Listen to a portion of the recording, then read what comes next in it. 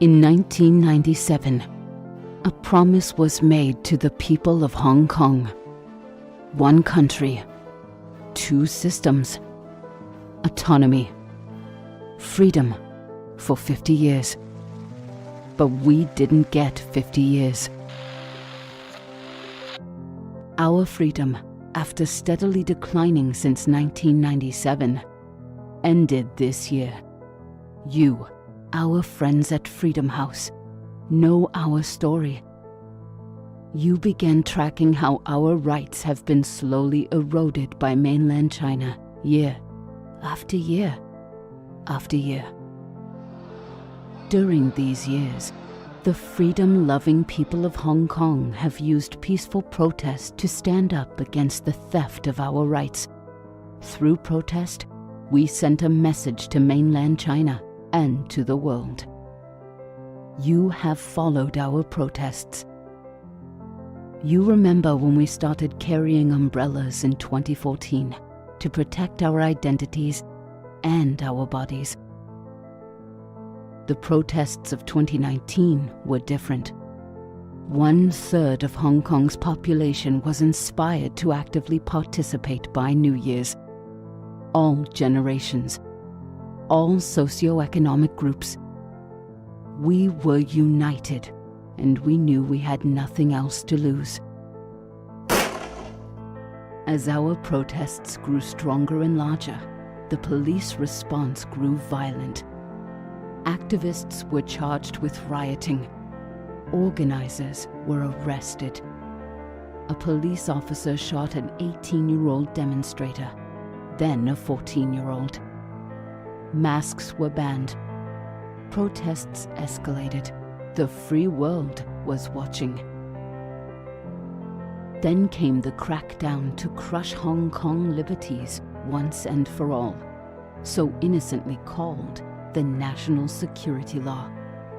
Since the National Security Law went into effect in June, students have been detained, protest leaders arrested, activists disappeared, professors fired, pro-democracy candidates banned from participating in legislative council elections, elections delayed indefinitely.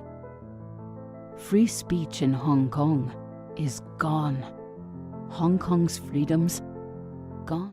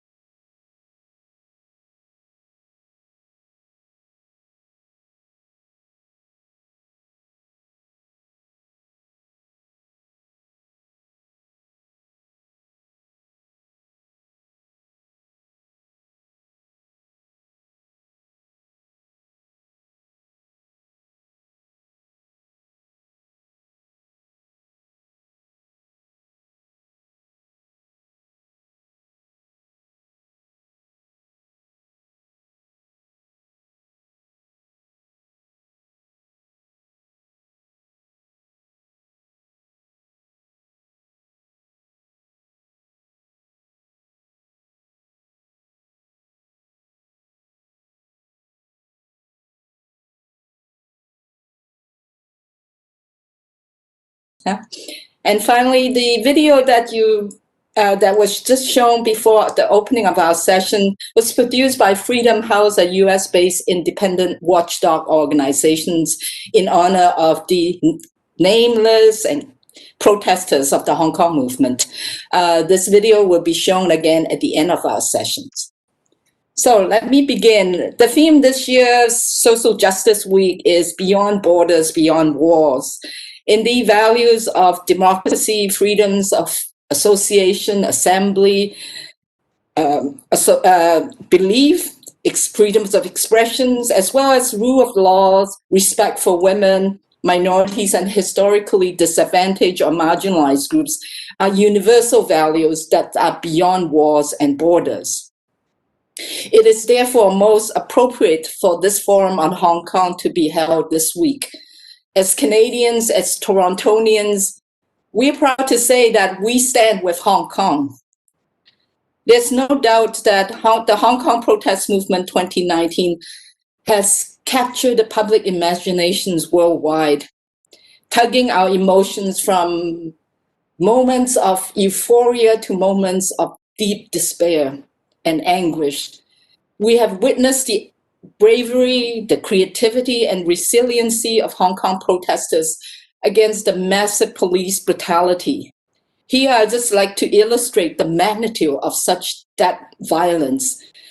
From June 2019 to March 2020, the police fired and used against all the protesters over 14,000 rounds of tear gas, 18,000 rounds of rubber and beanbag bullets, and 19 rounds of live ammunition against the protesters. Over 9,000 protesters were arrested, 2,600 injured, 300 disappeared, and 580 with suspicious deaths. And now moving into the current situation, as a result of the national security law, right before our eyes, we're seeing the dismantling of the one country, two systems framework and the erosions of high level of relative autonomy that Hong Kong people used to enjoy. Intimidation, surveillance, censorship, forced terminations, now kidnapping are used not just to silence dissent or to instill fear, but also to exert total control. Lee Cheuk-yan, the General Secretary of the Independent Confederations of Trade Unions, who's facing 9 criminal charges himself, have said, "We are the new Chinese dissidents, we are the new political prisoners." Given this new political reality and crackdown, how can Hong Kong pro-democracy movement be sustained? What are the interconnections, the lessons, and the impact of the Hong Kong movement for the global resistance against tyranny and dictatorship? What are some of the collective expressions of dissent and acts of solidarity that we from the international community can take on, not only to support Hong Kong movement, but to safeguard our own? These are the questions that our panel would explore this morning, and I'm so thrilled that they are all here. Brian Leung, Dr. Ken Moffatt, and with 2 student representatives, Anna and Crispin. Our panelists will share their own journey with the Hong Kong movement and perspectives on the way forward. So without further ado, I'll move on to introduce our first speaker, Brian Leung Gai-ping, Brian Leung. Brian is a Hong Kong democratic activist, a doctoral student in political science at the University of Washington in Seattle. His research focuses on political economy, social movements, China, and Hong Kong. During his undergrad studies in Hong Kong U, he participated extensively in the umbrella movement of 2014. Brian's also an active political commentator and writer. In 2019, last year, he became an iconic figure of the Hong Kong anti-extradition movement after unmasking himself and reading a statement on behalf of protesters at the Legislative Council. I'll now let the following video to complete my introductions, and then Brian would come on after. So please, the video.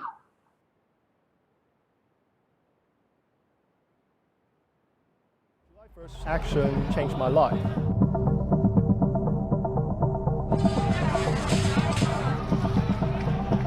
被捕，我哋嘅領袖會被捕，所以今次 action changed my life. During the outbreak of the movement, actually I was in Seattle, to study my degree, and I was so anxious to look at 我哋嘅領袖會被捕，所以今次 my heart just wanted to go back home so badly. During the outbreak of the movement, actually I was in Seattle, to study my degree, and I was so anxious to look at people. By dictating that storming, my heart just wanted to go back home so badly against the system. The legislative chamber, which is regionally until I step into the people, right? By retaking that storming, shifting symbolic from us, and I feel like strong gesture that we are voicing our discontent against the system. Extra caption. I did not know what my role would be until I step into the chamber. I feel like the momentum is shifting away from us, and I feel like someone has to step up to peace with myself. I feel like there is momentum. That was the moment when I asked myself, should I step up? They were like, make a speech. Hey, dude, I was calm. Don't pull up your mask. It's gonna be recorded. There are a lot of press. I feel like there is a call. You're gonna be jailed. To me, and I'm like, that was a choice that I make at that moment. And I also know that they're like, gonna be a very symbolic gesture. Don't pull up your mask. It's gonna be recorded. There are a lot of press here. You're gonna be jailed. By protesters, and I'm like, I just can't make a speech. The mask on. This is and I also know that it's we going to be a very symbolic gesture. I would still think and count that action as a non-violent civil disobedience. By we are very specifically target government building. We taxpayer build that building in order to include us in the policy process. Count that very building as a non-violent civil people from the politics, right? So I think specifically it's all about government building. We taxpayer build that building in order to include us in the policy process. But that very building exclude actually people from the politics, right? So I think the vandalism is all about symbolism. It's all about defacing the emblem with the Chinese characters. We are not just vandalizing stuff. We are making a very concrete political demand. Okay, stream. Please welcome Brian Leung. Hold on. So when I say Jason, go 2 seconds.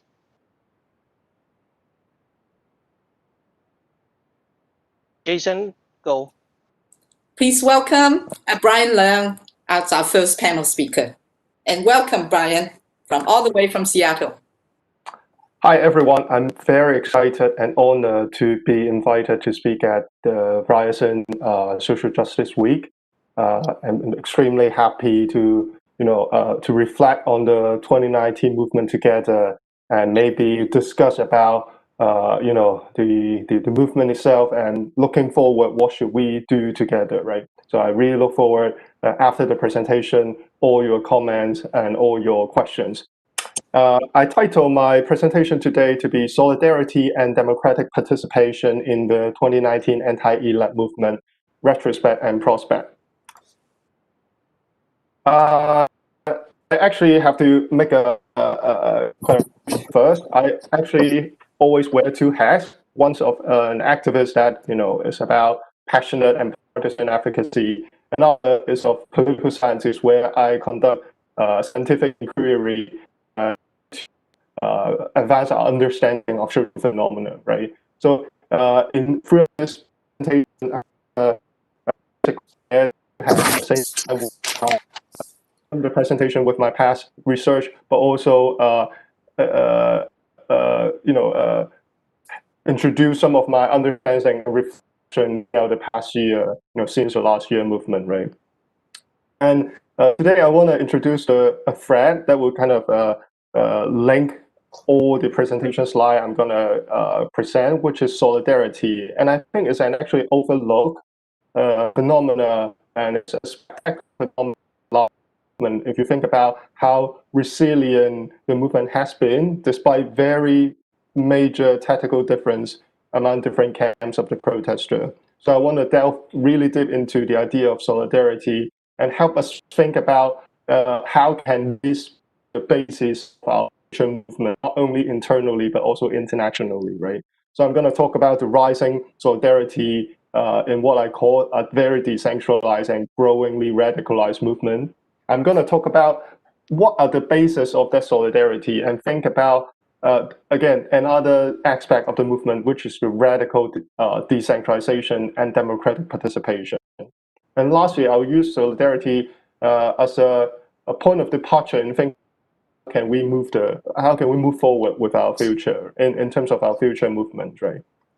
So I'm gonna provide a very quick sketch of the 2019 movement. I'm not gonna delve deep into the political history of Hong Kong. The 2019 movement was in my view, a radically decentralized, digitally mediated movement where most of the protesters and participants use digital media to disseminate information, to mobilize other participants, and to make decisions not via a central organ or central organization, but with online discussions, with chat groups, with instant messaging apps such as Telegram. So the movement also gradually radicalized in terms of protester tactics, especially since July and August. So I think we were facing what I call the dilemma of a decentralized protest, right? Where on the one hand, if you have a decentralized movement without a central organizing structure, you have the benefit of the longevity of the movement. You have the benefit of advantage of having a very diverse and creative pool of protest tactic because everybody could contribute their own idea and initiative, right? And then also in political science, we care about regime repressions, right? So if you don't have a central leader, it makes it very difficult for the government or the regime to repress again, maybe arresting a single leader or a single organization, and the movement will crumble, right? But in this case, it makes it very hard for the government to repress our movement. But I think on the other side, you also have the disadvantage of having a decentralized movement in which, without a central organization structure, radicalization could usually go unchecked, right? And sometimes protest violence often lead to very intense internal division. If you think about the 2014 umbrella movement in Hong Kong, it's exactly what we observe, where in the later part of the movement, there is a great divide between protesters who believe in straight civil nonviolent protests and other protesters who advocate escalating their action. Maybe they have to storm the legislative council and so on, right? So it has been a great divide among our civil society in terms of how to deal with that tactical difference, right? So and very fierce division usually would derail the movement from within, right? So the movement would crumble if you have very strong internal division.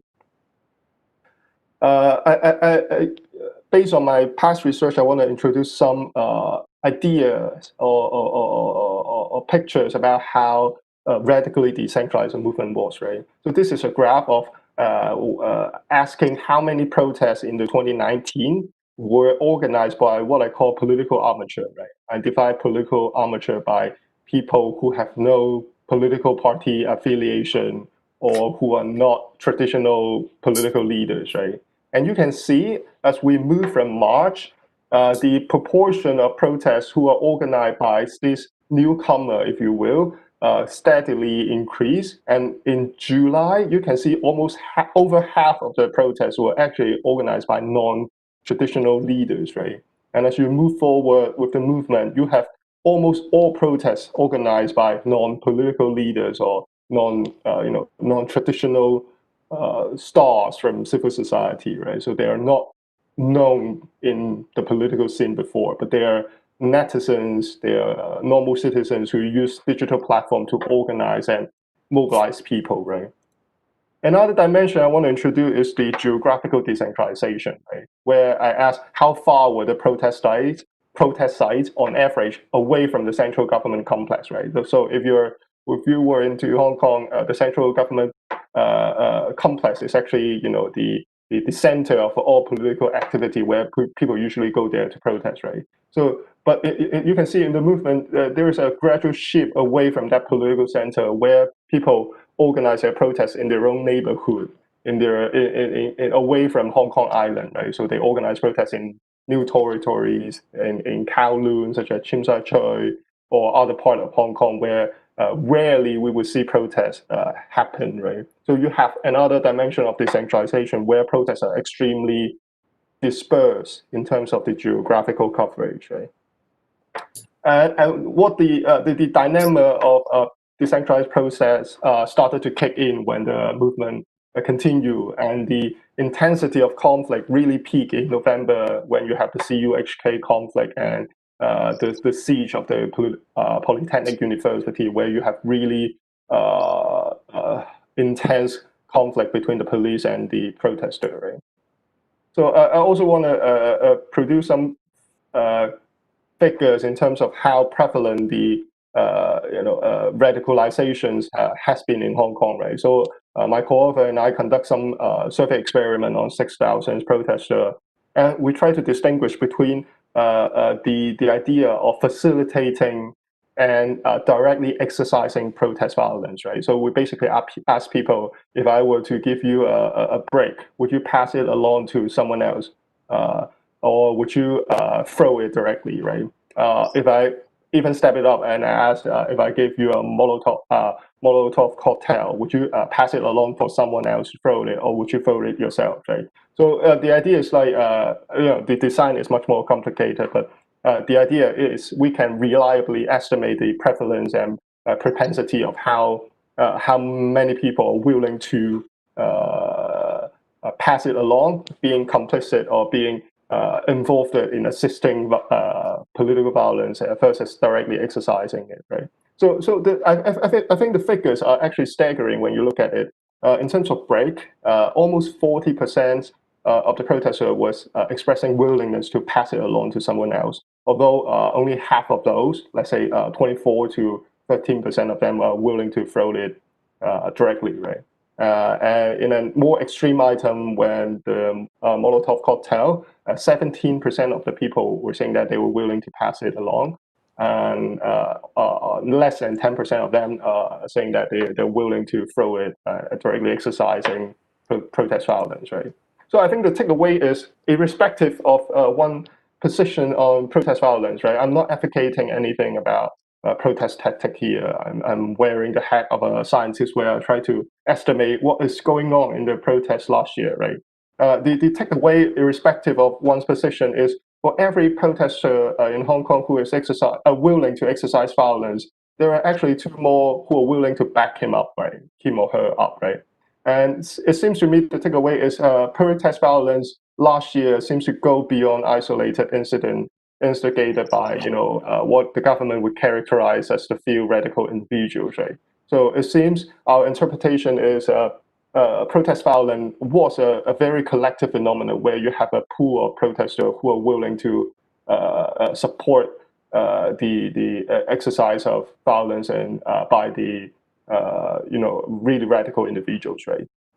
So it begs the questions of what drives radicalization last year, right? So in terms of our statistical model, we try to investigate several factors. And the first one is what many people would know. In Hong Kong, there is what they term themselves as Valley-in and militant identity, right? It's the opposite identity to what was being framed as a very peaceful protester. And this group of protesters have a very strong identity and tactical belief in escalating their protest means and adopting much more radical protest tactics, right? So you can see us, hypothetically, if you have a much more adherent believer in terms of the Valiant and militant identity, you see a dramatic jump in terms of his or her willingness to facilitate protest violence or exercise violence, right? So this graph shows you that once you move from not so identify himself or herself with militant identity to really strongly identify him or herself with militant identity, you see a dramatic shift in terms of the willingness to assist with and exercise protest violence, right? And we also dive a little deeper into the idea of identity, where I think one of the sources is actually coming from past exposure to police violence, right? Where we try to ask a question about, have you experienced police violence before in terms of being bitten by baton, facing tear gas, and etc., right? So you see, if you have jumping from a protester who have not experienced political violence, which is 0 on the x-axis, to 1, which is having exposure to past violence, you also see a dramatic increase, almost twofold increase in terms of his willingness or her willingness to exercise protest violence, right? So we see there is I think, a very intimate relation between exposure to police violence and the idea of militant identity and the willingness to exercise or be a part of the protest violence that we observe, right? So the conundrum would be the usual dilemma of decentralized protests should kick in, right? We should expect very strong division among the protesters, right? We should expect the movement to be derailed very quickly from within, right? But wait, what we observe and what the outside world has observed is dramatic and rising solidarity among the protesters across different camps, right? So this poster showed that the valiant frontliner had to cooperate and stand together with the peaceful, rational, non-violent protester, and vice versa, right? So yeah, I want to introduce another research of mine, which is also based on collaborative research. We look at LHG, which is an online forum. Many people dub it to be the Hong Kong version of Reddit, that people use it for information dissemination and mobilization, right? So we basically go through all contents in 2019 and look at how people discuss the movement, right? And we come up with keywords about solidarity. So if you follow Hong Kong protests last year, you will know a lot of the terms and new phrases that are very interesting. For example, hands and feet is how we use, is what we used to call one another, right? So it's like brother and sister in English. And no division, which is a very prominent slogan that we should not divide among ourselves. No spitting, even if you don't agree with what someone else has done, do not distance yourself from that protester, right? So because again, going back, he or she might be your hand and feet, right? So the idea is the graph show you when we track the keywords that people use, right? You see a dramatic increase in terms of how people use solidarity-related keywords, right? And the contrast is we also use the same methodology to track how people discuss violence, right? So you also see on the orange line where the discussion of protest violence really increases as the protests, develop, right? And I think it reflects certain radicalization of the movement, right? But the idea is even if you have growing discussion and offline, radicalization in terms of adopting political, more radical tactics, you see a dramatic shift in terms of solidarity among protesters, right? This is, I think, a very interesting phenomenon that we have to explain, right? So this hopefully provide an overview of the point of departure of this topic, right? Is how did the 2019 Hong Kong movement why was it able to maintain high solidarity despite very vivid and very prominent tactical difference among different camps of protesters, right? So I'm going to argue in the second part of my presentation that the democratic participatory nature of the movement is the real basis of solidarity among protesters, right? So one crucial feature of the movement is, I would argue, at least quasi, or semi-democratic participation, where leadership in the movement was open access via digital media. By that I mean many, again, the graph I showed you before, almost over half of the protests were organized by political amateur in July, and in the later part of the movement, basically all protests were organized by non-traditional leaders, right? So leadership really become open access to everyone, as long as you have come up with good initiative via digital media, right? And I will argue the distinction in last year movement between leaders and the mass collapse. And I think it had a very strong moral implication, right? It's not that, not having a leader is great. It's not that I'm romanticizing a radically horizontal form of movement, right? But I think the moral implication is it becomes morally incumbent upon everyone to act. And I think it behooves every protester to bear the consequences, for better or worse, right? I think this is the crucial implication for the decentralization of leadership, right? Again, it's not about that the homogeneous mass, without leader is very romantic and is the panacea to all problem within social movement, right? That is the future of social movement, right? What I'm arguing, I think the moral implication, again, it behooves everyone to act and to bear the consequence directly, right?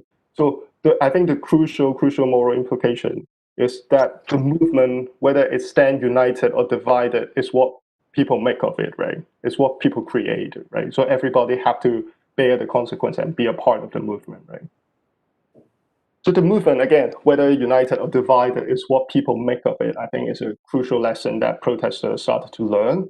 And I think I'll illustrate that lesson with one LHKG post on July 21st mobilization, right? There is a post that I included, which is in Cantonese, but I translate it into English, right? So the basic lesson is the author outlined two causal mechanisms, if you will, where he said, on the one hand, if you think certain posts deserve more discussion, upvote it, push the post so that it remains afloat at the top, and more people will do the right thing.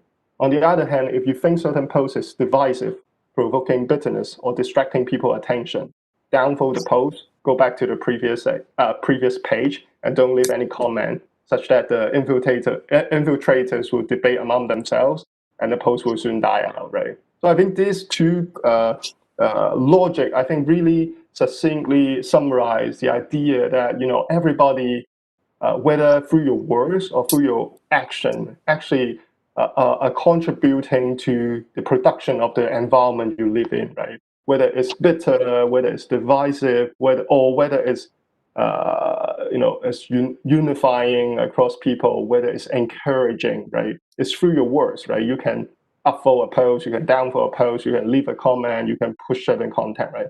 So to me, this is, again, this bigger lessons, I think, throughout the 2019 movement, which is the environment and the protest you embed yourself in is what you make of it, right? You have a part of, in terms of contributing to the creation of the environment, right? So by extension, I think solidarity, the reason why we observe very high solidarity, I think, is that inspiration, right? Where everybody should be a part of that, maintaining and fostering and co-creating and, being a part of that, solidarity campaign across different protesters. So to me, that is the single biggest lessons from the movement. And I think the democratic nature of the movement contribute to that fostering of solidarity. So lastly, I'm going to use it as a springboard in thinking about future movement or future direction, right? And obviously, if you follow the news of Hong Kong movement, the national security law was imposed on Hong Kong this June by Beijing. It basically means a very hard and very dire situation for civil and political freedom in Hong Kong. And if you have followed the news, you will know that even chanting a protest slogan that is associated with last year's movement would be considered as falling within the ambit of national security law, right? So people have been arrested for raising a flag. People have been arrested for chanting a protest slogan. People have been arrested for other kinds of protests that is caught under national security law, right? So it's extremely draconian and arbitrary in some sense.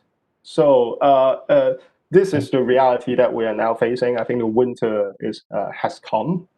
But I think robust solidarity across a very wide spectrum of protesters will be crucial for civil society to weather those storms for many years to come, right? How many years, we don't know. How many years do we have to wait and prepare for the next big wave of mobilizations, right? How many years do we have to wait to see the next structural weakness of the regime, right? We don't know, but I think the solidarity that I try to bring onto the surface, I think really will be the crucial component in terms of staying united and moving forward together for many years to come, right? And I would like to use it as a device to think about another dimension of the movement, which is the international dimension, right? So I will argue solidarity is it's not only about the internal solidarity among protesters, right, but also the international external dimension of solidarity. Obviously, it played a huge role in last year's movement, where overseas Hong Kongers, like the forum today, have played a huge part of mobilizing overseas Hong Kongers and foreigners and raising their awareness in the movement, right? So we see a growing trend of networks of grassroots organization and advocacy group from Hong Kongers in foreign places and become a huge part of the movement, right? And on top of that, it's also about international solidarity building, right? For example, you can see from the recent Save 12 Hong Kong Youth Global Solidarity campaign, right? So the next slide, you can see not only were Hong Kong overseas mobilizing themselves in over 30 cities around the world, right? You have Sweden, you have San Francisco, Geneva. I think Toronto also got one several days ago. And on the right-hand side, you can see a bunch of other activists and politicians from around the world who support the movement, right? You have Greta Thunberg, you have friends from Quebec, Uyghur, whom I personally know, and you also have a lot of other senator and parliament members from across the world, right? So you see, it's really about building up the global solidarity for the cause of Hong Kong, right? And you also observe same diffusion of solidarity in different places, right? You have the recent Thai protests where the protesters come up with the term of Multi Alliance, which is the alliance between Taiwan, Thai, and Hong Kong, who love drinking milk tea, although their recipe is different, right? But the idea is like they're also facing the authoritarianism from China, and they have to resist together as a young, across the young generations, right? So on the right-hand side, you observe actually during a Thai protest where the protester in Thailand raised a flag of Hong Kong and Tibet and Taiwan, right? So you see there are some sort of like diffusions of the Hong Kong, the Thai leaders would say that they got inspiration from Hong Kong protests. Hong Kong protesters would try to retweet their information online and show support for their movement. Right? And in the Belarus protest, you also observe a very similar pattern where there is pieces from U.S. media saying that the water become one of the inspiration for the Belarus demonstrator. There is also on the right-hand side a woman from Belarus who were waving the flag of Hong Kong protest last year. Right? Last example I would use in California, there is a high school symphony orchestra who played Glories to Hong Kong. Right? By the way, it's a protest song in 2019, which is de facto banned in Hong Kong. If you sing it, you probably will be caught under the national security law. They become a cultural device where foreigner could learn about Hong Kong protests via music. Right? So I think it's a spectacular phenomena where you see this kind of cultural engagement with other peoples, right? So taking stock, I'm going to end my presentations here. I think the 2019 Hong Kong movement was, again, a radically decentralized movement, although radicalization follows, right? And the dilemma of decentralization, to me, is not unresolvable, right? Again, the central essence is the movement is what people make of it, right? And what it takes is very conscious effort for the protester to build and maintain solidarity despite tactical and political difference, right? So I think this is the price we have to pay for such a diverse and plural movement, right? You have to build solidarity very intentionally, right? And lastly, I will conclude my talk by saying that whether solidarity can be sustained internally or extended internationally is going to be the key for Hong Kong future, right? So I'm going to end my talk here, and I really look forward to hearing other panelists' discussion and your questions. So thank you. Thank you, Brian. What a great presentation about decentralizations, radicalization of the movement, but in all that, how do we build solidarity across differences and stand united? I mean, that these are good points for the discussion later on. I'd like to now move on to introducing Professor Dr. Ken Moffatt. Ken is a professor of social work and the Jack Layton Chair. As the Jack Layton Chair, Ken aims to help students explore their sense of engagement in justice issues.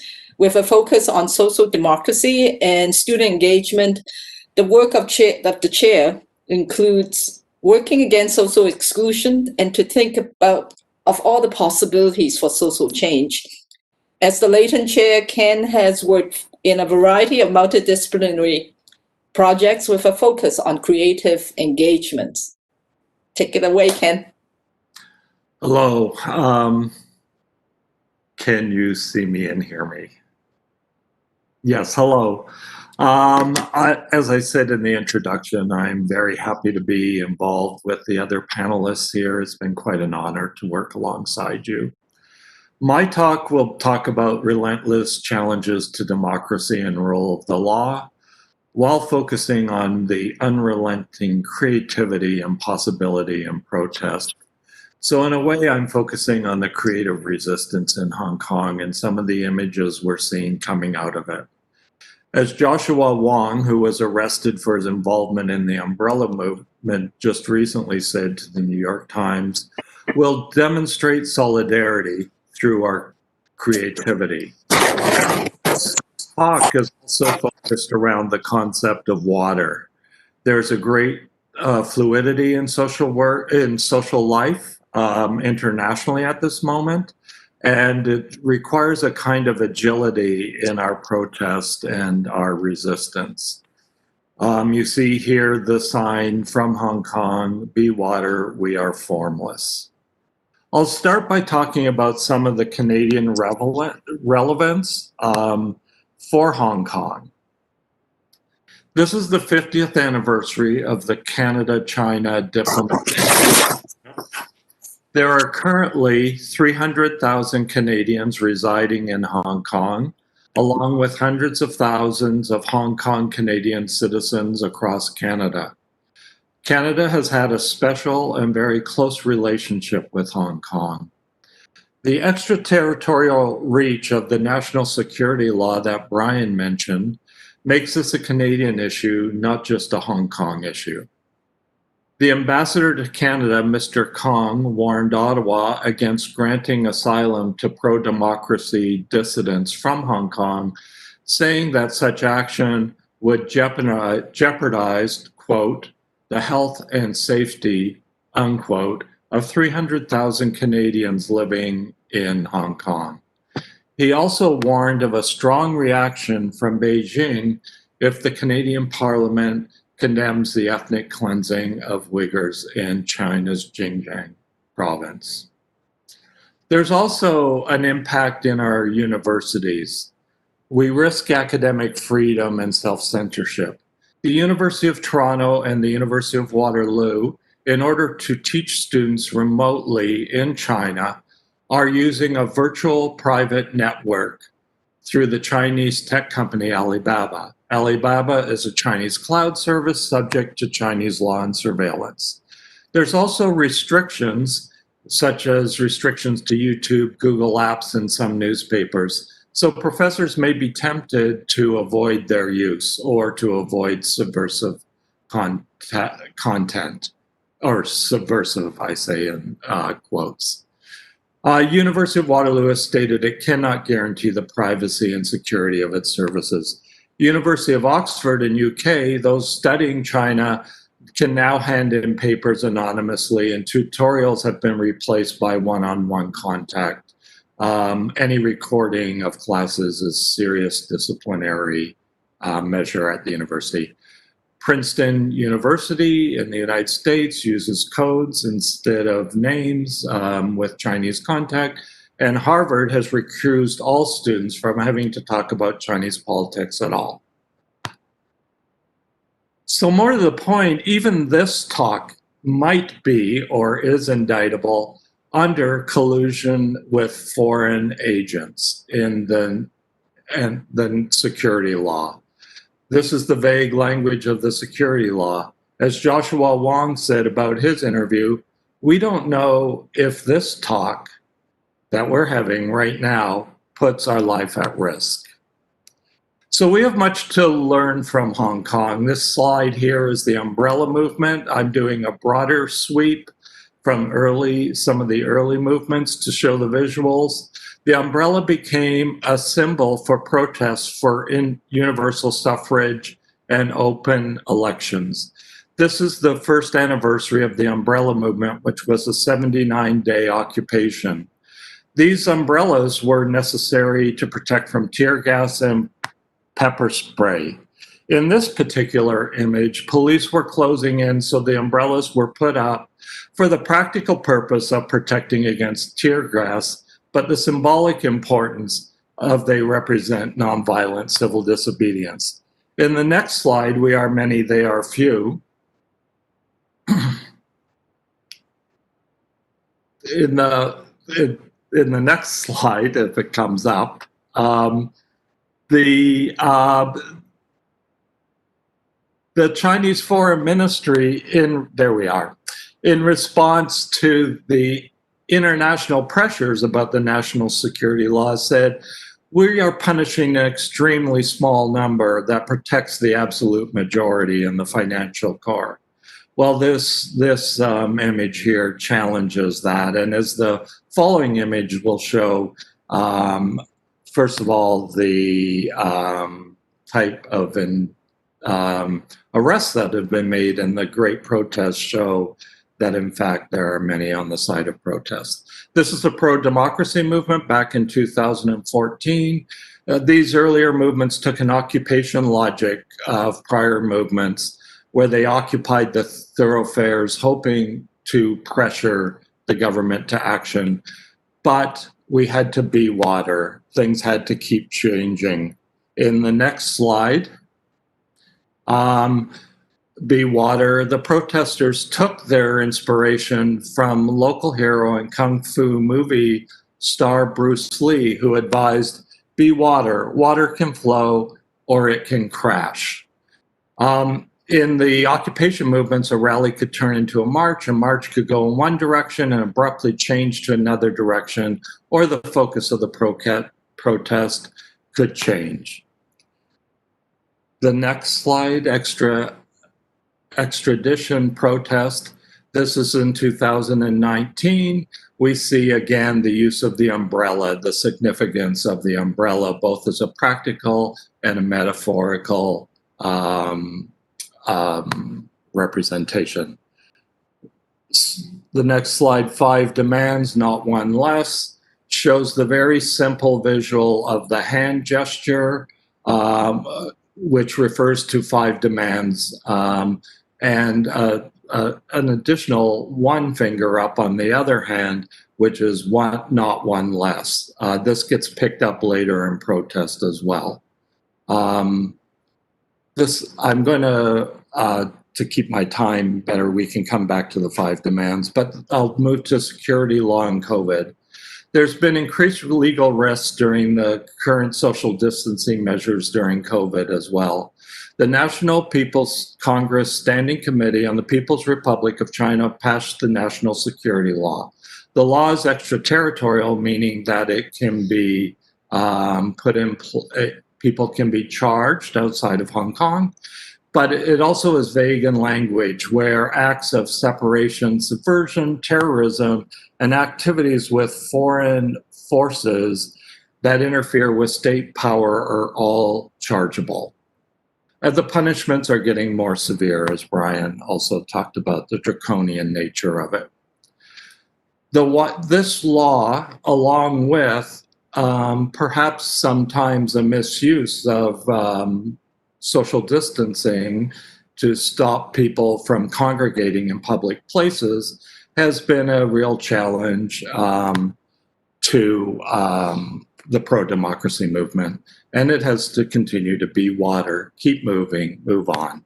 This image is airdrop. This is to represent the social democracy and the leaderless nature. This airdrop was used during the on-street protests and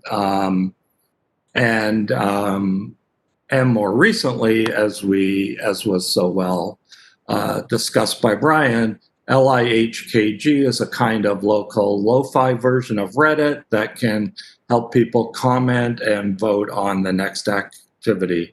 Also, Telegram has become an important chat group site.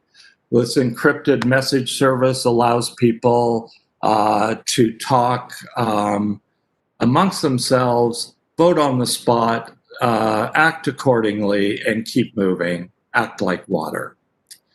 So the concept of water is hopeful as people keep moving. The next slide, Lenin Wall, Hong Kong. The Lenin Wall has become a very important visual international image of Hong Kong. I speak for myself as it's been so compelling. It was based on the Lenin Walls in Prague in the 1980 Velvet Revolution.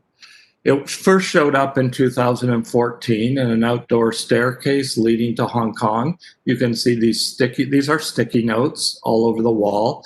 People have written messages on them or images on them and have put them on there as an act of democracy and solidarity. They spread across Hong Kong, but as the national security law has come into place, there are times when the Lenin Wall has to be put up without a message on the sticky notes. It still represents a form of protest, even without the message. Also, it's proliferated in cyberspace online. And there are Lenin Walls in Toronto. And they've also been in Tokyo, Berlin, London. There's one in Vancouver.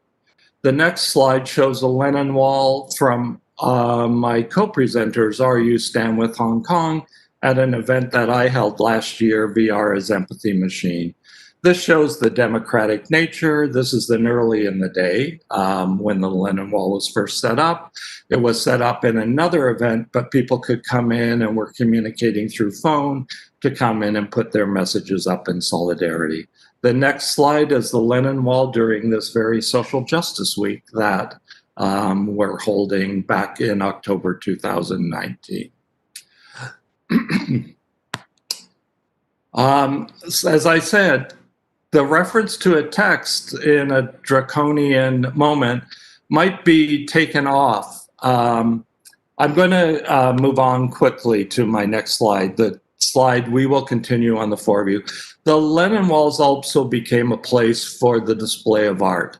This is 4 legs, walking legs, against a black background, which is a poignant reminder of 4 people who took their own life because of the extradition law. The next slide, lunch with you, flash mobs. These are blank sheets of paper. One is brave enough to put a message on. Lunch with you are activities that continue in Hong Kong where people are invited to lunch, I put in quotes, and then they stand in protest. You see again that this is a mall protest. It was a silent protest. There's no messages, but in fact, you know, it's in the heart and in the minds of the people. It can't be repressed. And it's like water. It keeps moving. The next slide, 5 demands, not one less. Another form of a lunch event. But I want to talk about 5 demands, not one less. This was language last year for some time, but from May into July, I was told by RU Hong Kong, RU Stand With Hong Kong, that the language changed to liberate Hong Kong, revolution in our time. And then as things changed again, the language changed again after the national security law to Hong Kong independence, the only way out. Again, the constant movement, the constant change, the constant rethinking, and the irrepressible nature of protest, which is so heartening. Okay, the next slide. I also, if you could actually move through quickly the Apple Daily slides, thank you.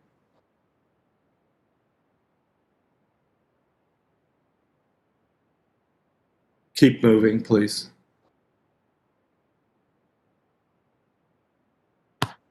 Okay, this slide, it's interesting that Brian used the same slide. This is the Belarus protester, and perhaps this will be an international image that we'll talk about, that will become viral in terms of the influence of Hong Kong and Belarus.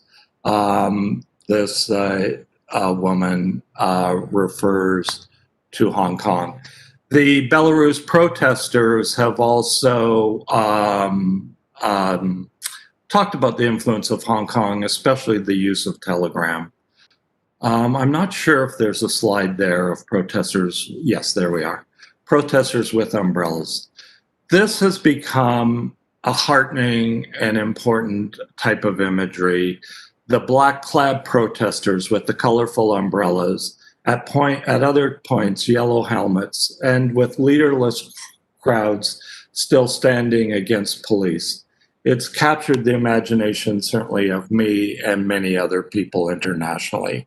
And the final slide, a blank sticky note, a reminder that the symbol of the message becomes the message. Even if you're told that you're going to be jailed for one particular message, there's still a way to express your discontent. A Thai activist said, this will be my final comment, speaking of his inspiration from Hong Kong, when something unconventional is happening, such as a human chain or an art performance, Thai activists know that the system is just disrupted as it was in Hong Kong and continues to be. It doesn't know what to do with creativity. So thank you again. It's a pleasure to be here.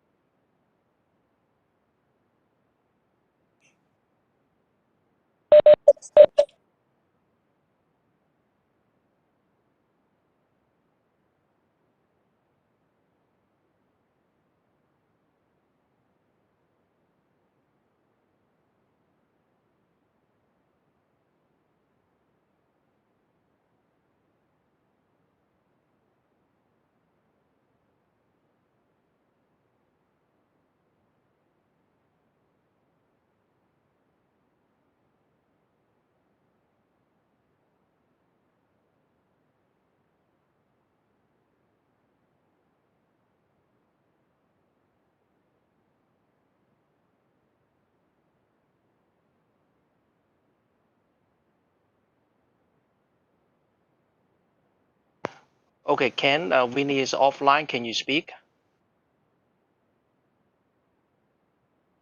Okay, Ken, Winnie is offline. Can you speak? Hello, everybody. It seems that Winnie has gone offline, unfortunately. We are actually all in remote in different locations today to let you know. Actually all in remote in different locations today to let you know. Hello, everybody. It seems that Winnie has gone offline, unfortunately. Yeah, I know my name is on.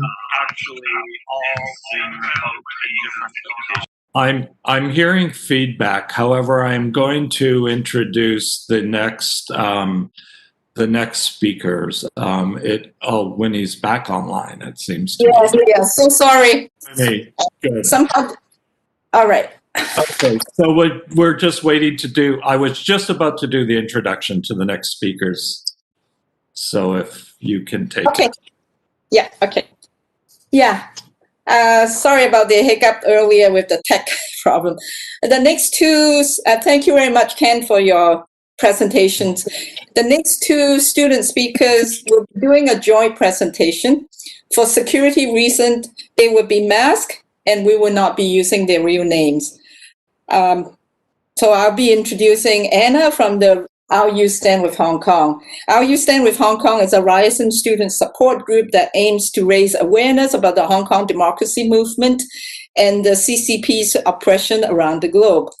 They have organized fundraising, class talk, tabling to engage more students, and organized mental health workshops to support students who have been affected by the Hong Kong crisis. The next speaker will be Crispin from the Ontario University's Hong Kong Awareness Group. It's a new provincial student-led organization that advocates for academic freedom and human rights, particularly related to Hong Kong and other regions under CCP control. Through organizing, they have been connecting pro-democracy Hong Kong movement students across Ontario, and they've also connected with the local communities through organizing events and rallies in Toronto. So I'd like to call on Anna from Our You Stand With Hong Kong, and then she'll be followed by Crispin from the Ontario University groups. Anna, please. Thank you.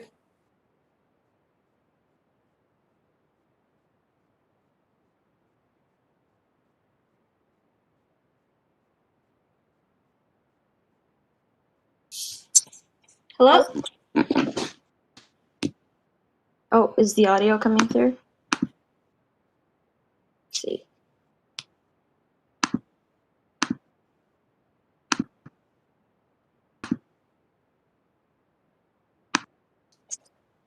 Hi, okay, can everyone hear me?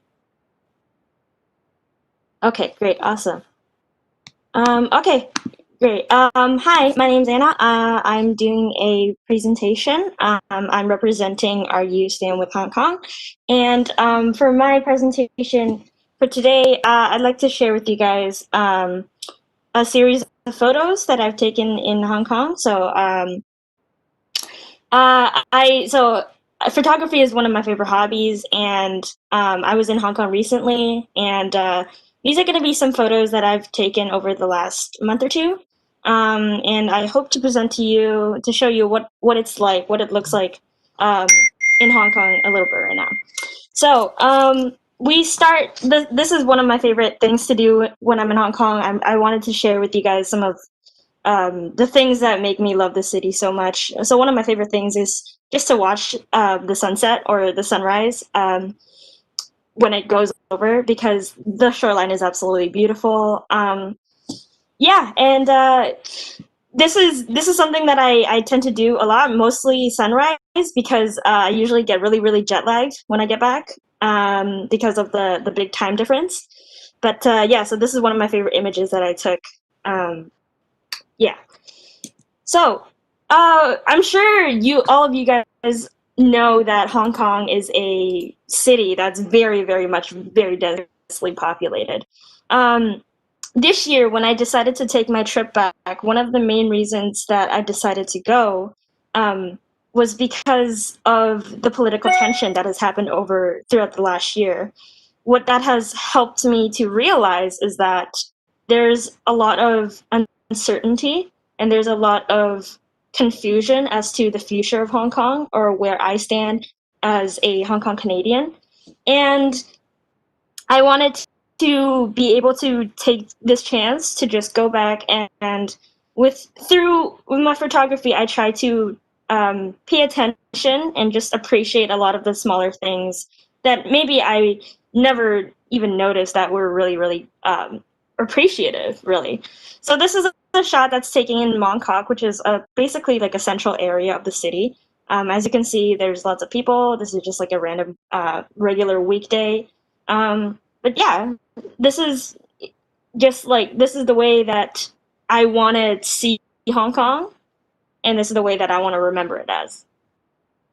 Another part that I started to, another aspect of Hong Kong that I really started to pay attention to were alleyways. So in Hong Kong, we have tons and tons of buildings, and alleyways are one of my favorite places to just pay attention to, because you can see a lot of things go on in these alleyways. For example, in this one right here, I know it's very small, it's very hard to see, but there's a lady that's just washing her clothes over there. So in Hong Kong, you can really see people, sometimes they're on like lunch breaks, or they're on smoke breaks. They're taking a little bit of a breather, and these alleyways, they create this kind of small shelter space where people can take a break. They can take a rest, and then they go back to their daily lives, which are very hectic. So this is the next photo I wanted to show you guys was this photo right here. So this is outside of the police headquarters in Central. There is a huge banner over there that says, "If you would like to protect Hong Kong as this home," it's a propaganda poster, if you will, and they're basically recruiting. They're recruiting more people to join the police force. Now, with the political movement that has been happening over the year or so, the Vast General has made up a very distinctive opinions of what the police are and what the police should be doing, or what is right and what is wrong, if you will. That's one thing. That's a line that they like to say a lot. And this is you can see that there's a form of propaganda. The photo, the poster beneath the first one, the one beneath it says, "Loyal and brave, connected to society." They are claiming that the police force are a group of people that are very loyal, they're brave, and so connected to society. Whereas this is you can see very clearly that this is their perspective, and this is their perception of what the police are doing. This is their perception of what that they are on the good side, if you will, and they believe in what they are doing, and that they're trying to convince people that this is the truth, if you will. There are very much a lot of different variations of truth, just because even when it comes to media, even with news media, you have different news outlets that report vastly different facts. There's a lot of things that there's a lot of uncertainty even in proper news. Like, for example, Winnie mentioned earlier, with a lot of we find there's a lot of uncertain bodies where we don't know where they come from, what's the cause of death. There's a lot of people that just go missing, but there's a lot of there's not enough of a fact-checking system for us to make note or even to verify the validity of these things. And so propaganda is one way that they kind of twist their own version of things, and they tell you what they want you to believe in, right? So this is the next one. Ken mentioned about the Lenin Wall in Hong Kong. So the Lenin Wall is so when I was in Hong Kong, I saw like some really, really, really big Lenin walls. They started off as just these little tiny sticky notes where you could write on messages of encouragement and yeah, like that. And to an extent, it even evolved into a form of gathering spot. Back in the summer of last year, there were actually even social workers that would just have, and counselors, and they would just sit at these Lenin walls and they would offer, just some counseling or even just like small talk to random people who would like to stop by. And these Lenin walls were vastly decorated with not just these sticky notes, they were also stickers and lots of, even with newspaper that were trying to show what was happening. Now, under the national security law, most of these Lenin walls have been taken down in Hong Kong's public. Some of the last standing within the university campuses. It's something I'll touch into that a little bit later. But this is what a Lenin Wall looks like in 2019, and this is what the Lenin Wall looks like in 2020. That was the exact same wall over there. And all that's left of it is like half of a sticker. We can see that under the national security law, not only are people being silenced and their words being taken down, it's to the part where we cannot even voice out, or no one is like, it's very hard to even put it back up again.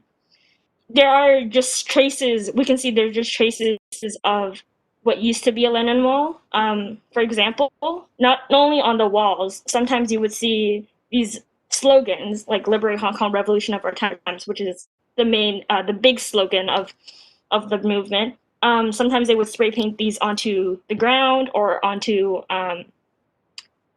architecture. And you can see that like they've tried to scrub away it, but there's some parts that are always going to just stay there. There are some parts that they cannot take away.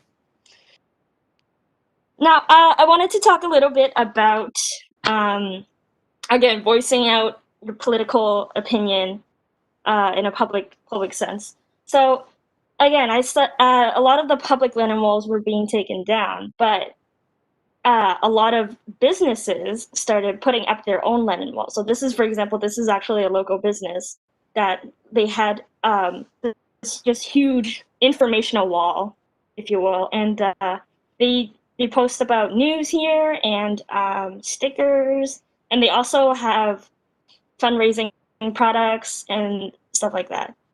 So these shops, we call them yellow shops, if you will, identified by yellow being the representative color of the pro-democracy movement in Hong Kong. And they do, a lot of these shops, they just, it's not that they only talk about their political opinion or their political stance. They also do a lot of charity where they do fundraisers, or they donate like a big portion of the proceeds to pro-democracy movements. For example, the Aegis movement, which is from Taiwan, and they are a group that supports Hong Kong youngsters that were being prosecuted in Hong Kong who have managed to seek refuge in Taiwan. And they are a group that helps them settle in, help them find jobs and education, stuff like that. So yeah, again, this is what one of these yellow stores, if you will call it, look like. Yeah, okay.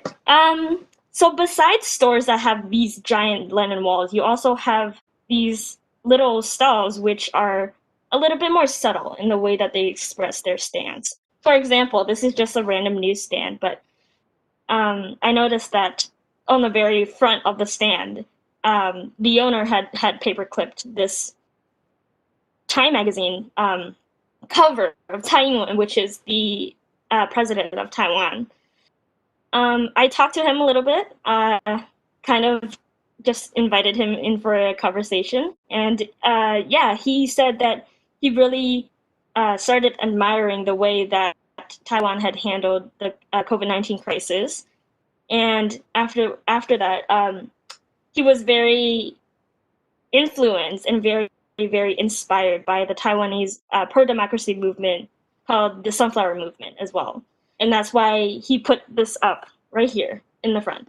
So some other more subtle ways of expressing their political stance would be, for example, using these caricatures of these cartoons or characters that are mainly and very vastly identified with the pro-democracy movement. For example, this is the LHG pig.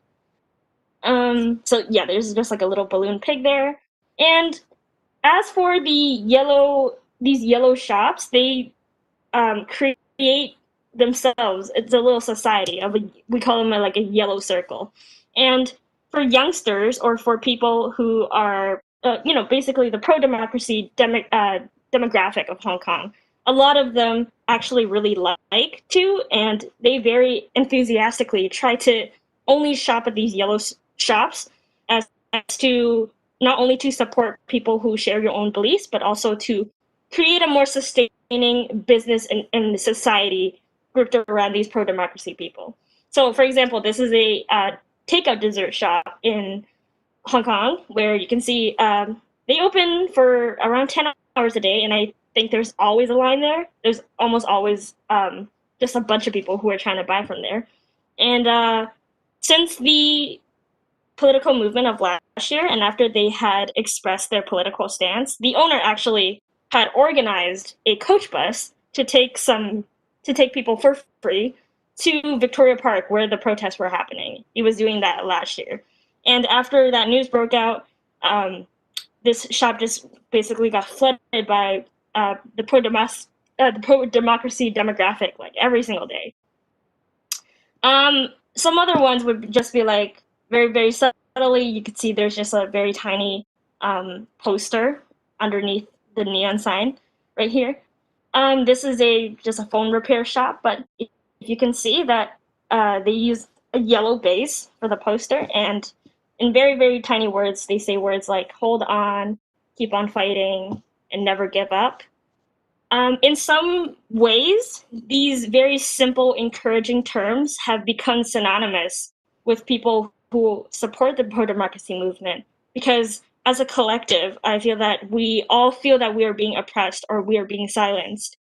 And these encouragement words specifically, like "hold on" or "never to give up," these have become things that people say to each other through these very difficult times.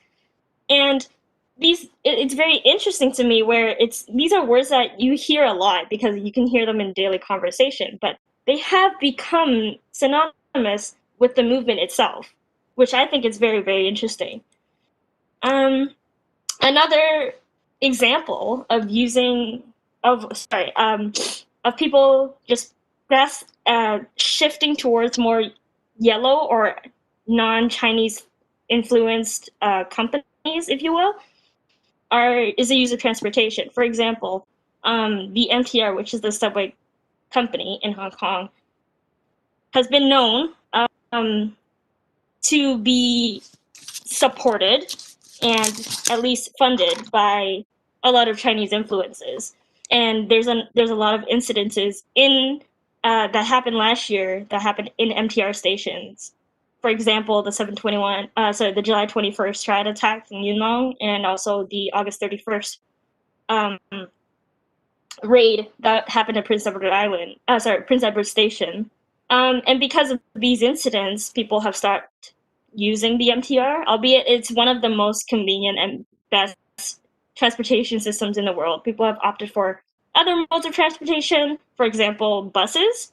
So there's a lot more buses going around, and I've noticed that there's many more frequency because a lot more people are taking buses now. So now I wanted to talk a little bit about a story that I had encountered. Basically, I was just in this little hawker shop area, and I was just taking some photos. You see them very commonly in Hong Kong. They're just a bunch of middle-aged ladies, and they're just buying their they could be buying jewelry, they could be buying clothes. This day specifically, these hawker shops actually they change very often with what they sell. This day specifically, they were selling underwear actually. So that was I just thought the way the light shone over it was really interesting. So I decided to take a picture. And as I was taking this picture, there was a voice right next to me that said, "Hey, come take a picture of my underwear." And I stopped for a bit because that was not something you tend to hear in public. And I looked over. It was a lady who had a hawker shop just adjacent to this one over here. And she was just asking what I was doing. I said, "Oh, I'm just taking some pictures for fun," and then we just started a very long conversation. So we started talking about this sign right over here, and she was showing me the sign. She was asking me if I liked it. I said, "Oh, it's the words are really big. It's a big visible sign." And she told me that this was a sign that her daughter had written for her when her daughter first started primary school. That was a really long time ago. She said she's had this sign for almost 17 years now, and so I was like, wow, that's that's a really long time to keep using the same cardboard sign. And she's like, yes, yeah. But it was a representation of like how long that she's been working there, really. So then we started talking a little bit more about what was going on in Hong Kong, because when you start these conversations, you can't really avoid talking about politics, albeit we still have the national security law, and it's very eerily similar to.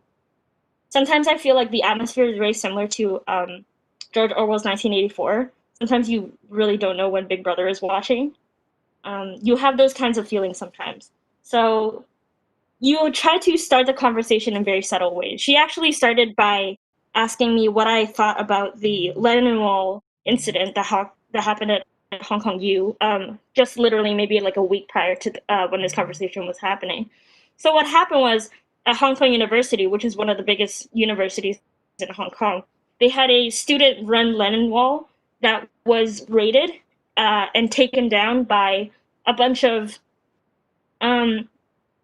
older older people, some people that were not supposed to be on campus because those were after hours and they were not students. So a lot of people assumed that, or we just basically came to the conclusion that most likely these people who came to take down the Lenin Wall were CCP influenced. Yeah, and so she asked me what I thought about the wall being taken down, and I thought about how to say it without being very, obvious about it. I just said, "Oh, I think the security guard should have done a better job of trying to protect the wall, since it is considered university property." And then she started talking to me about her story and her story with the pro-democracy movement. So she says that she's yellow. She identifies as pro-democracy demographic. She has been living in Hong Kong for all of her life. She was born and raised in Hong Kong, and she's been working as a middle class street hawker for as long as she can remember, really. And she was talking about how when the democracy movement happened, she started getting really, really nervous, and that's when she decided to send her only children overseas for schooling, because she thought that was gonna not only be a better future for them, but also just because of the amount of uncertainty that she can foresee in Hong Kong. And that got really, really, really sad, because she was still holding the sign that her daughter had made, and I asked her where her daughter was now. She's like, my daughter is in Europe now, and she's been over there for the last 2 years or so, 2 or 3 years or so. And I'm planning to send my younger son there soon as well, because of the situation in Hong Kong, which is it's very disheartening to hear something like that. But she was talking about how when the pro-democracy movement happened, business for her, because she heavily relies on people coming and buying. That is her source of income. Business was halted because of the pro-democracy movements, because there were strikes, there were suspensions of major public transportations, and she didn't have a lot of customers at that time, but she managed to pull through. Then she told me something that I don't think I'll ever forget. She said, "It doesn't matter, because I'm part of the people who built up the city, and you guys are fighting, the youngsters, they're fighting for what they believe in. And even if that means that we have to tear it all down and build it back up again, that's okay." So that's something that's something that really, really stuck with me, the way she said that. Here's another photo of her textiles. But yeah, even looking at the signs that she kept, you could see like she just kept them taped up.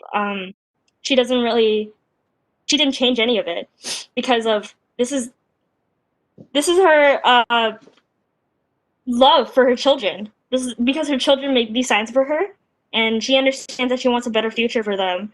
And even if it means that she has to work harder, or even have to give up all of the effort that she's put in over the last decades, that's okay with her. And I think that was just a very, very interesting conversation we had. Okay, yeah. So, yeah, I'm rounding it up now. So, again, I just wanted to share some of my personal experiences with living in Hong Kong and what Hong Kong looks like in 2020. Again, I think our position as students that are in Canada, we can provide a bridge for our conversations between Hong Kong and Canada. These are some of the photos that are from the protests that have been held in Toronto by Hong Kongers. And I would like to speak on behalf of my group and say that on behalf of our group, we just wanted to raise more awareness and bridge all these universal struggles that we might have. For example, even religious freedom, freedom of speech, and all these kinds of struggles that we can all relate to and bridge them together to create a global conversation. That's everything for me. Thank you so much. I will leave it over to Crispin right now.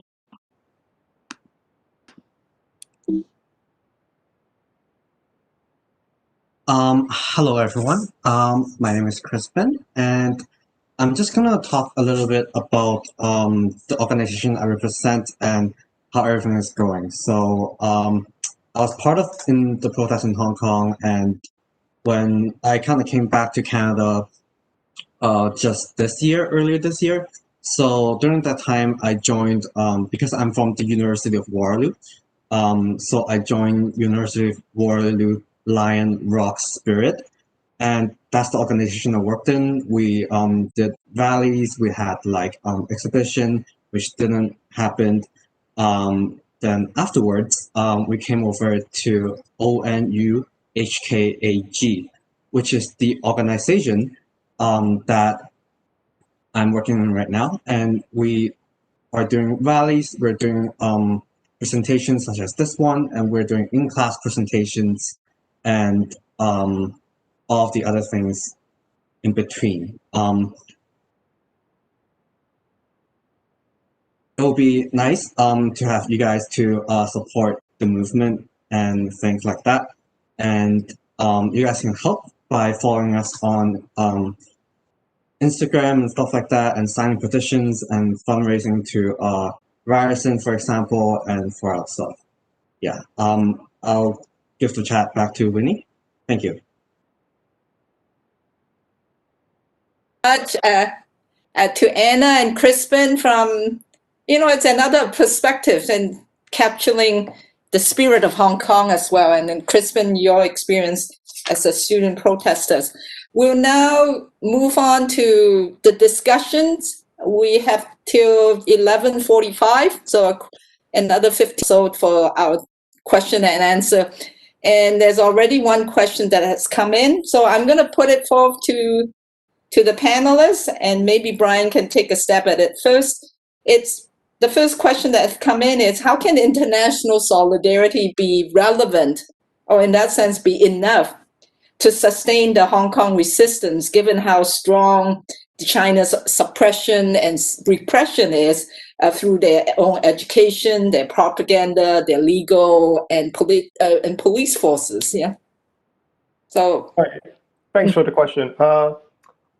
I think on the one hand, you have more domestically in Hong Kong, you expect the situation that you mentioned, right? More draconian repression on civil freedom, political freedom to get to voice out, and creeping influence into media, university, and etc. Right?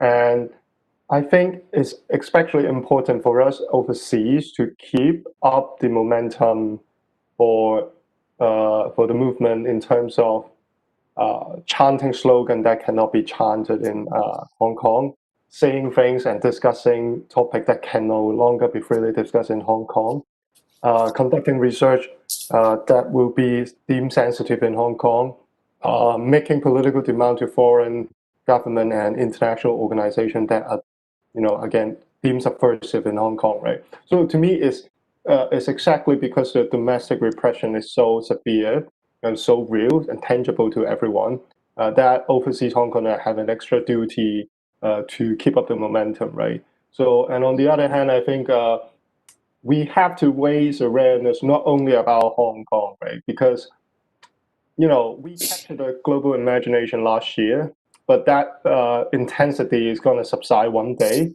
And we can no longer occupy all the international media headline every single day for another year, right? So at this point, I think the longevity of the movement is really from building networks and alliance with other movement and other people, right? Let other people, let's say the Tibetan Uyghurs, or even local Canadian Americans, to understand our movement while we try to understand their movement, right? And try to build common ground. I think that will help us to stay more robust in future, right? Not that we kind of capture the imagination and popularity and the headlines for a short period of time and then we subside, but rather we have much more tangible network, much more tangible alliance. When the moment comes again, let's say there is another major mobilization in future, we will already have the networks underneath, we will already have the mobilization capacity such that we can call for support internationally when the moment comes, right? So to me, it's all about doing the preparation work. It's all about keeping the momentum. It's all about giving a voice or voicing out for the Hong Kong people who are still in Hong Kong but could not enjoy the freedom that we have now. Great, thank you. Ken, Anna, and Crispin, any comments? I mean, in a sense, we're organizing for the long haul, right? Yeah. I have a quick comment that occurs to me even as we present today. Just for a little transparency, we had some technical problems because we have to stream through at least 2 platforms, partially for anonymity. So just in a more abstract way, the idea to question the platforms which we use, to be aware of how they may be involved with surveillance or, in this case, the involvement with the Chinese state. So I think there's a way to stay vigilant and involved in questioning these platforms as well. So that's a brief comment. Yeah. Anna, Crispin? You're the young ones. How do we sustain and keep the movement going? I think that, and I always say this, I think one of the best ways and the most progressive ways that we can keep anything going is just by talking about it. Having a conversation about it is so important. And I think one thing that I think we can work on is to try to bring together some of these global universal struggles that we might have.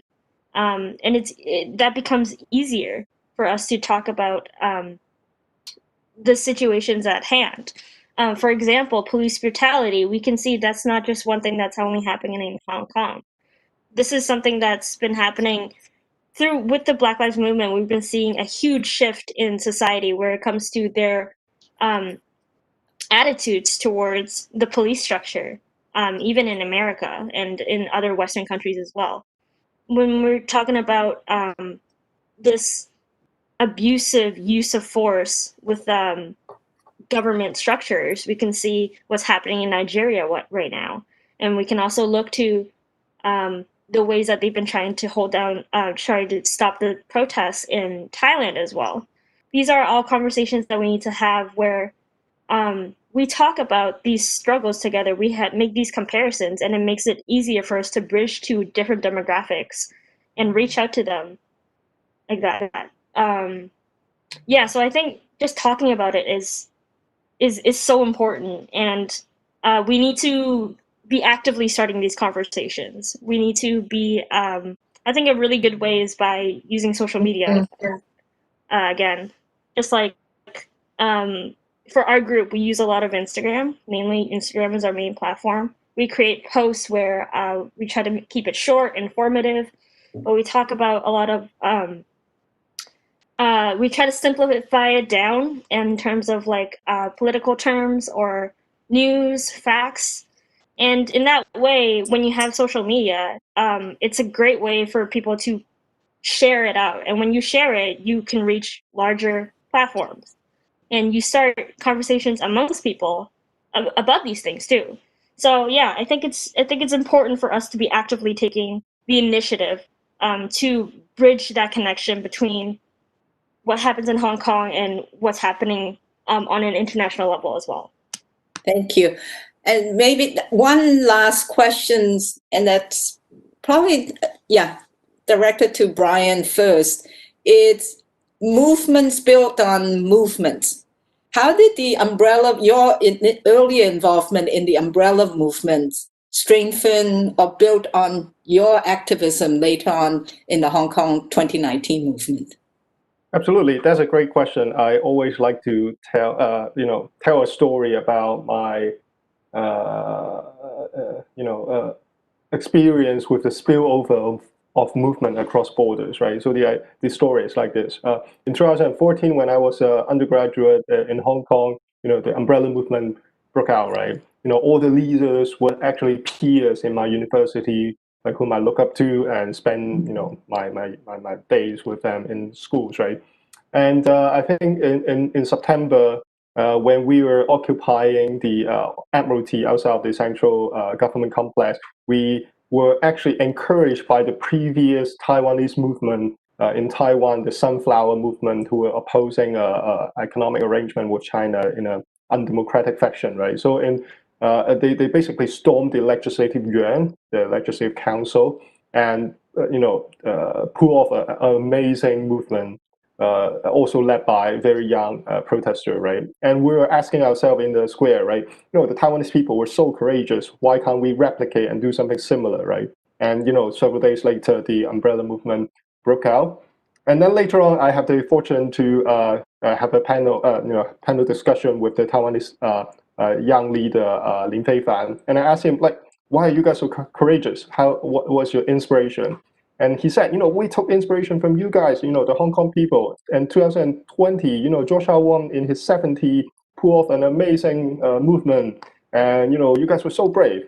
And I'm like, at that moment, I realized, there is a lot of spillover and a lot of inspiration that you make, but you do not realize until very later on. And when you share and have the conversation, and as Anna mentioned, that, you take inspiration from everyone. Every action has its ramification and spill over, right? So to me, again, it's really about bridging and understanding with other people. I think, the Thai protest, we as Hong Kongers might have very little knowledge about the political history of Thailand, right? What are they fighting for?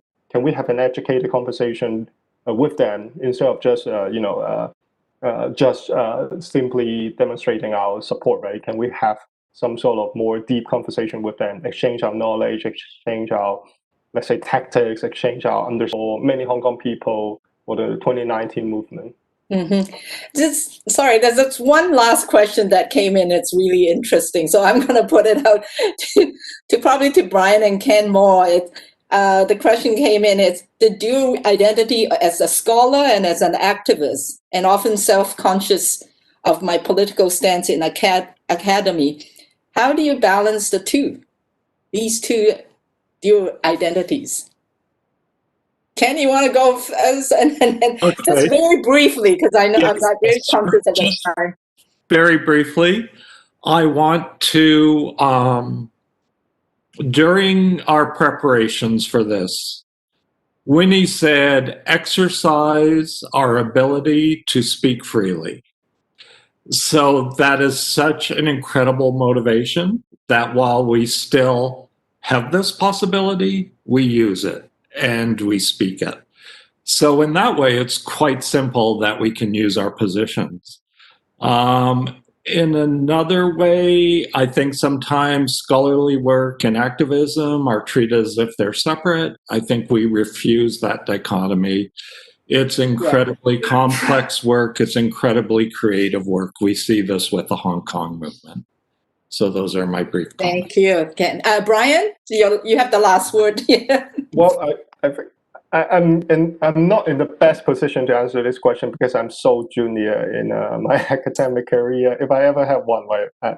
But the idea is that I think I agree wholeheartedly with Ken, right? I think the dichotomy sometimes is overemphasized. I think we, as researchers, we're informed by our political understanding of the world, which is also informed by our activist experience, right? So to me, it's really about speaking truth to power, understanding the institutional structure, coming up with much more intelligent way of understanding our political structure, and identifying spot of weaknesses where we can add on.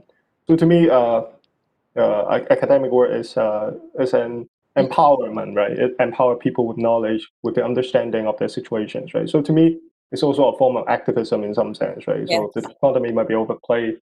And I'll just conclude by, absolutely. I think freedom of speech, freedom of freely speaking your thought, of debating vigorously is the key to academic freedom, but also society civil freedom, right? So I think just keep on the debate, keep on the conversation, and questioning, everything that is happening in society. Thank you. I actually refer myself as an academic activist. I don't see the separation of the two. So with that, I want to encourage all of us to join and thank our panel speakers. This has been a much invigorating conversations. To Brian from joining us from Seattle, Ken, Anna, and Crispin, thank you so much for your insights and sharing. And thank the ASL interpreters, and also thank Leighton Chair's team, Elena, Keegan, Jason, and also the media team and the social tech team headed by George. And then thank you, partners. Thank you to our U Stands with Hong Kong and Ontario University Hong Kong awareness groups. We've been most inspired. I'm sure I can speak with Ken on behalf of Ken, with your passions, your tech savviness, and your commitment. In a way, you, along with Brian, you are the leaders we've been waiting for. Okay? And I think what we need to keep on going, it's always the darkest beyond the dawn. I like to encourage people to get active and stay strong. The dawn would come. And here, I just like to ask George, the tech team, to put up 2 slides. I think it's important that as we speak, as we're having the discussions, there are 2 campaigns that's going on. Almost a month ago, 12 Hong Kong protesters escaped from Hong Kong to Taiwan by boat.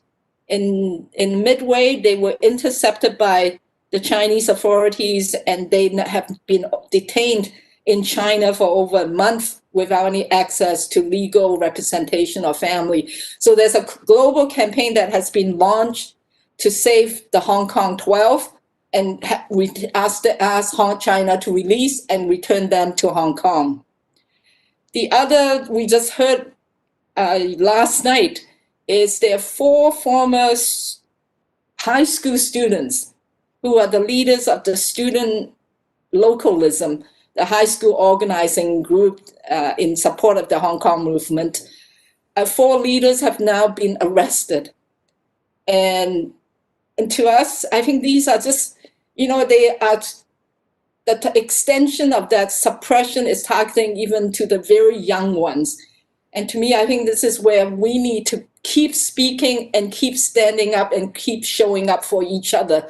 And the Hong Kong people, please get involved. Please get in touch with our You Stand with Hong Kong, the Ontario University groups. If you are students, if you are on the campus, please get in touch with other pro-democracy groups locally.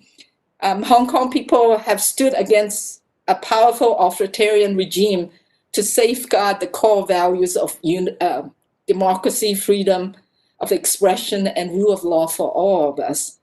I think it's now incumbent upon us to keep speaking out and keep standing in solidarity, not just for Hong Kong, but for ourselves as well, for our own democratic system that has now been influenced, have all the different strands of China influences and interventions, interference. So on that note, I just want to repeat is the dawn will come and freedom and justice will prevail. So solidarity, everyone. Thank you. Thank you very much, everyone. And we'll now show the video that you have. If you haven't seen it, it's the video on by Freedom House in honor of their 2020 Freedom Award recipients, the nameless and countless protesters of the Hong Kong Pro-Democracy Movement 2019.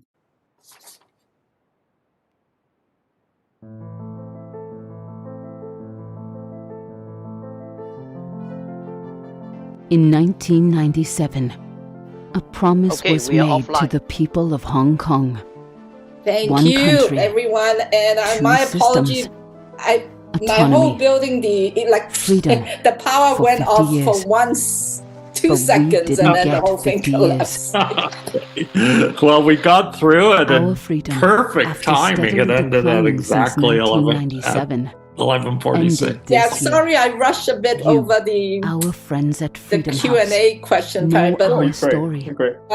and You thank began you, Anna tracking and how Crispin. our Sorry, rights Anna, have been I slowly I was eroded rushing you. by I thought mainland I didn't China, realize year Crispin would be so after brief. year That's why. after year.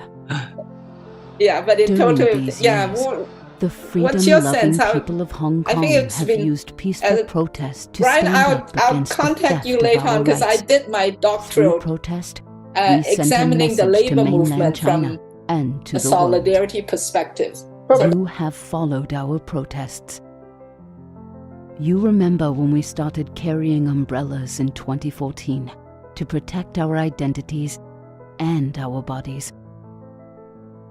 The protests of 2019 were different. 1/3 of Hong Kong's population was inspired to actively participate by New Year's. All generations, all socioeconomic groups.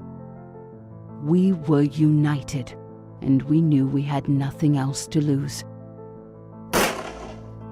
As our protests grew stronger and larger, the police response grew violent. Activists were charged with rioting. Organizers were arrested. A police officer shot an 18-year-old demonstrator, then a 14-year-old. Masks were banned. Protests escalated. The free world was watching. Then came the crackdown to crush Hong Kong liberties once and for all, so innocently called the National Security Law. Since the National Security Law went into effect in June, students have been detained, protest leaders arrested, activists disappeared, professors fired, pro-democracy candidates banned from participating in legislative council elections, elections delayed indefinitely. Free speech in Hong Kong is gone. Hong Kong's freedoms, gone. Tonight,